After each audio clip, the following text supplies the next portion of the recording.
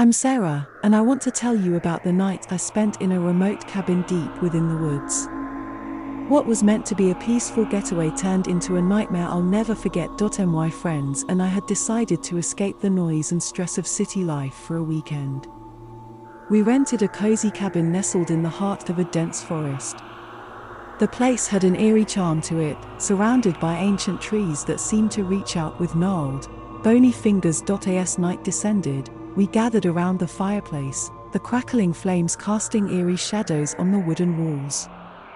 We shared stories and laughter, trying to shake off the unsettling feeling that had settled upon us since our arrival. The cabin was equipped with gas lamps, which provided a warm, flickering light that danced across the room. But despite the fire's comforting glow, a sense of unease hung in the air. It was as if the very walls of the cabin were whispering secrets we weren't meant to hear. As the night wore on, we decided to turn in. The cabin had 2 bedrooms, one for the couples and one for me, a twin bed pushed against the wall beneath a small, dusty window. I crawled beneath the covers, listening to the creaking of the old wooden floorboards as my friends settled into their own rooms. Sleep eluded me, and I lay there, staring at the ceiling. That's when I heard it, the faintest whisper, like a gentle breeze rustling through leaves. At first, I dismissed it as a trick of the wind.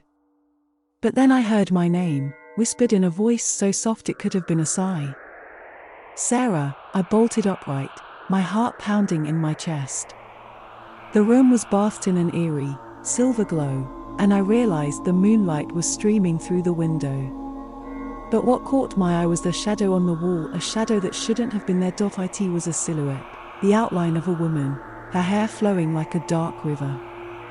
My breath caught in my throat as I watched the figure glide across the room, moving closer to my bed. "Who are you?" I whispered, my voice trembling. The figure didn't respond. It continued to approach, its gaze locked on me. Panic surged through my veins, and I scrambled out of bed, backing away from the approaching spectre. As I reached for the doorknob, a cold gust of wind blew through the room, extinguishing the gas lamp. Darkness engulfed me, and I fumbled for my phone, using its feeble light to guide me out into the hallway. I rushed to my friend's room, my heart pounding as I recounted what had happened. They listened with a mixture of disbelief and fear.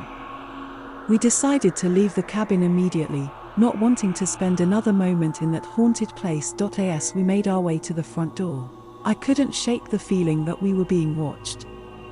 Shadows seemed to dart in and out of our peripheral vision, and whispers echoed in the corners of the room. We burst out of the cabin and into the cool night air, our breath visible in the moonlight. We never looked back, leaving behind the cabin and its haunting secrets. To this day, I don't know who or what I encountered that night in the cabin. Some say it was a restless spirit, while others believe it was the forest itself, ancient and sentient, warning us to stay away. All I know is that I'll never forget the whispering shadows and the feeling of being watched by unseen eyes.